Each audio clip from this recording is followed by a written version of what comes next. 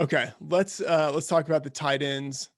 I mean, really, it's Travis Kelsey, and then everyone else, just in terms of like how it shakes out in our projections. You know, Kelsey, big teardrop, and then everyone else. Sean, who are you high on? I feel like saying any other tight end other than Kelsey should have like a laugh track behind it, but I'm gonna go with Dawson Knox as the cheap, low-owned tight end flyer this week. I mean, he's capable of going, 4 catches for 40 yards and a touchdown, which could be a slate breaker on this. So I'm gonna go with him. He's running a pretty high routes run rate. Last week it was right around 70%. And Cole Beasley, despite running around on 75% of the dropbacks, I don't think he's anywhere near 100%, so he went catchless on 2 targets. So that could be a potential extra target or two for a guy like Knox. And KC can be prone to tight end, so this is a sneaky spot. In the few lineups I won't have Travis Kelsey, I think Dawson Knox will be my cheap flyer this week. Yeah, I definitely see your point there. The Chiefs in the regular season allowed the fifth most yards receiving to tight ends, and because of the way that their defense is schemed, they do allow targets into the middle of the field and short, not deep. So it's a situation where you could see Dawson Knox get a few more opportunities than you would normally see. So I can see that you have not been laughed off of the podcast. Raybon, who are you? Just in addition to Travis Kelsey, who are Yeah. you high on this week? Yeah, Travis Kelsey. I think Sean mentioned it earlier, but you definitely want Kelsey like in your lineup, whether he's your flex. Like if you're playing another one of these tight ends, I would still flex Kelsey and treat him just like a wide receiver.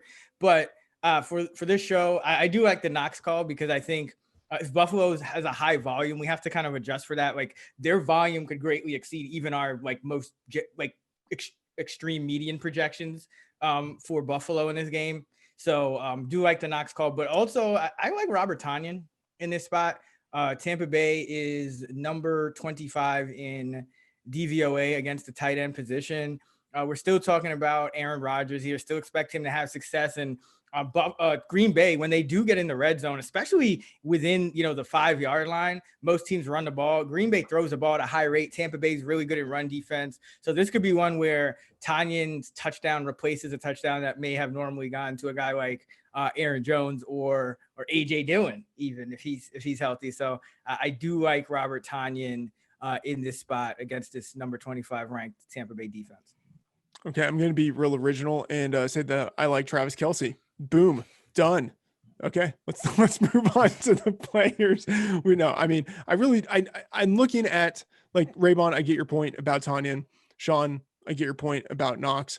I'm going to want to have, I think, especially in cash games, only one tight end in my lineup this week, and it's clearly Travis Kelsey. He's getting number one wide receiver type of volume, but doing it at the tight end position. So out of all of the players, I think you prioritize this week in cash games. I think Kelsey is at the top of the list. He's had less than 14.7 DraftKings points twice all year. Like he is the priority of the slate. Yeah. Okay. Let's talk about the guys that we are relatively low on. For me, it's everyone who isn't Kelsey. Done. Just cutting through this segment. I would also say Rob Gronkowski. 2 weeks ago, he had 1 target. Last week, he had 5 targets, but just 1 reception. He's just not really looking like the mid-season version of himself that was getting heavy volume and actually doing something with it. Raybon, who are you low on? Yeah, same for me. It's Rob Gronkowski. To a lesser extent, you could say Cameron Brate as well, but because of the there's still $200 difference. Gronkowski 3,200, Brate 30. I still think Gronkowski is the worst value. They've been running essentially the same amount of routes in the playoffs. Gronkowski got a couple extra ones last week. Brate got a couple extra ones the week before. Gronkowski's been a valuable blocker for them, so depending on the play call, it could go either way. But Green Bay has been pretty strong in defending the tight end position. They are 5th in terms of DraftKings points allowed to tight ends, the 5th fewest, and 9th in DVOA to the position. Sean, who are you low on this week? Obviously, anyone not named Travis Kelsey. I mean, he's 10 points higher than my number 2 tight end, Robert Tonyan. And piggybacking what Raybon said, I think that is a really sneaky idea. Is Obviously, play Kelsey in the tight end slot, but use Tunyon as your flex. I mean, he's 3.6K, but I have him projected right around where these 4 to 4.2K wide receivers are. And that's a great way to kind of get leverage and differentiate your lineups against other people, is just use a second tight end there. So I think that's a sneaky play, and I'll probably use that. Yeah, I mean, it's a great idea. In tournaments, no one is going to want to have 2 tight ends. Right. So yeah, And instant distinguishment of your lineups. Yeah, and I just want to reiterate that, because I think those are great points by you guys. Like, people always, a lot of times, ask me, how do you use the Fantasy Labs models? Are you just straight up clicking optimize? And I always say one of the most valuable things for me is to look at the projections in the context of that flex spot, in the context of how the salaries break down. And I think what Sean's kind of getting at is there may even be some value on the median projection with Tunyon's median projection versus going with the wide receiver or a running back in that flex. So definitely something to just keep in mind, especially on these smaller slates. Okay, Sean, give us the tight end player prop. So I ran the simulation on this slate, and Kelsey has about a 70 to 75% chance of being the top tight end. So I'm going to make this projection, or this prop. Will any other tight end get within 6.5 points of Travis Kelsey's DK score this week? So you get all other tight ends plus 6.5. Whoever it is, it doesn't matter. Will any of them get within 6.5 points of Kelsey? Ooh. This is Mahomes has to start. I'm going to go with.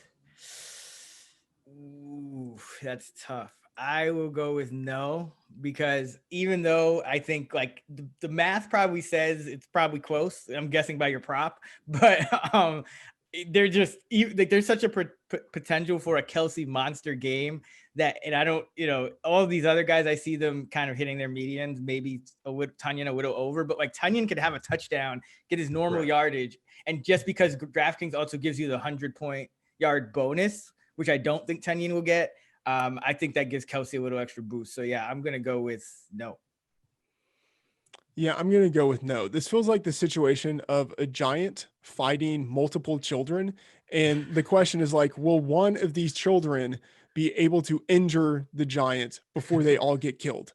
I think the answer is no. The giant slays them all and emerges unscathed. So I'm going with Travis Kelsey. I think the one out here, I mean, I guess you could have maybe like a touchdown, like multiple touchdown game or something like that for Gronkowski or something like that, or maybe Tunyon, right? But yeah, I just think the volume that Kelsey is likely to get is so superior that that covers the 6.5. That's a good prop, Sean. Yeah, it's gonna be close. I think a 2 touchdown game from Gronk would absolutely cover this, but like Gronk having a 4-catch 50-yard game with a touchdown will probably do it as well. Again, it comes down to Kelsey. Like, will he have a ceiling game?